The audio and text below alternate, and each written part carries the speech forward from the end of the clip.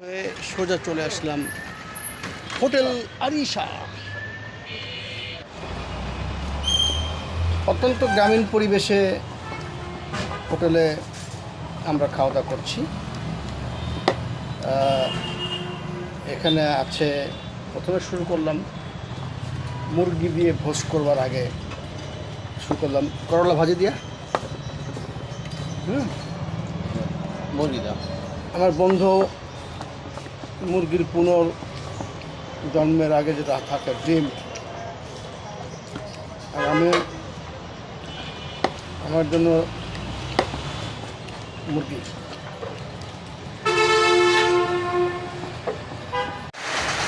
রেস্টুরেন্টটা টিনের চাল,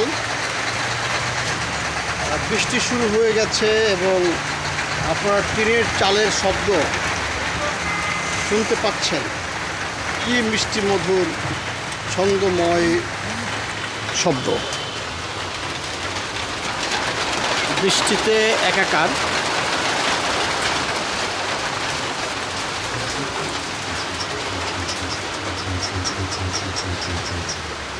দিয়াবাড়ি উত্তরা উত্তর মেট্রো রেল স্টেশন এর পাশেই।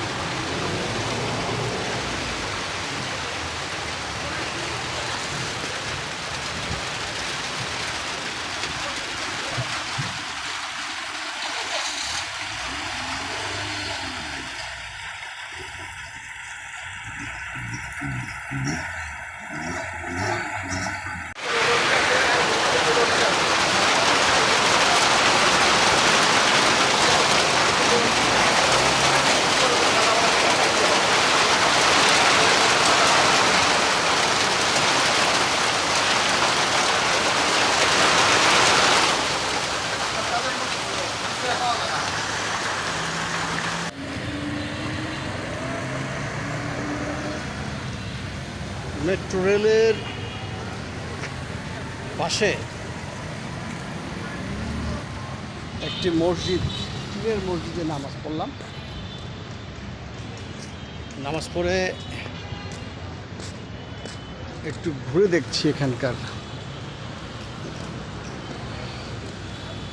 নৈসর্গিক সৌন্দর্য।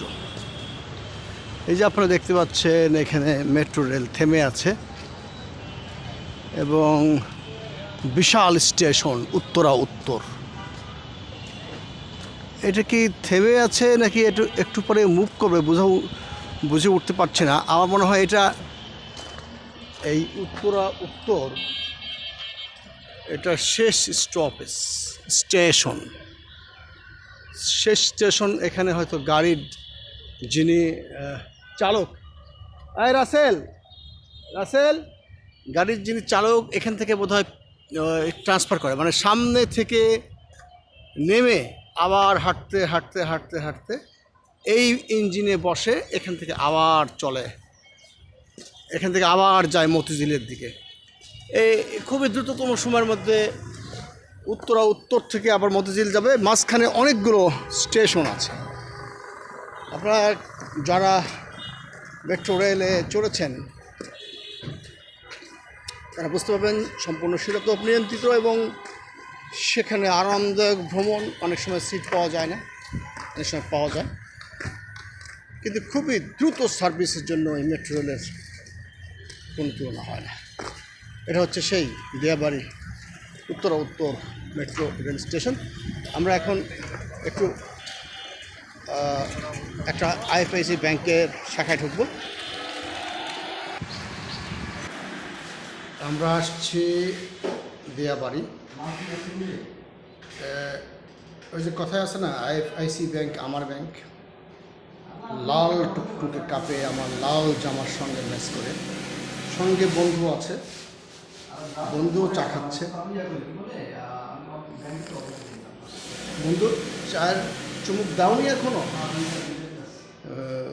আমার বন্ধু ওই আর আমি দিয়াবাড়িতে আসছিলাম উত্তরা উত্তর। আমরা বাকি কথা ব্যাংকের বাইরে গিয়ে বলি। চমৎকার ব্যবহার আইএফআইসি ব্যাংকের যারা এখানে এমপ্লয়ি, দারুণ ব্যাপার।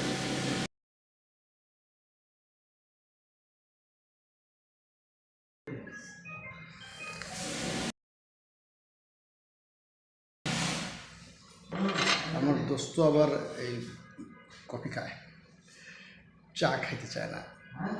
তো কেমন মানে কেমন চায়ের স্বাদটা একটু দেখবে না? ভালো, একটু চেখে দেখো। নাইস।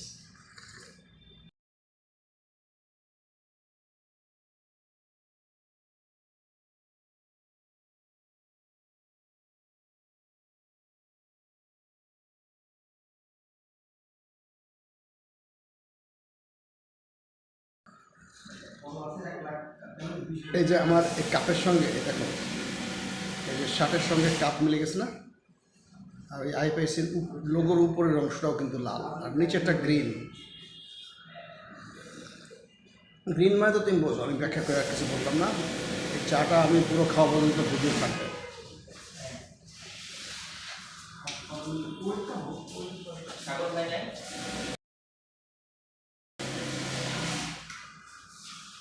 না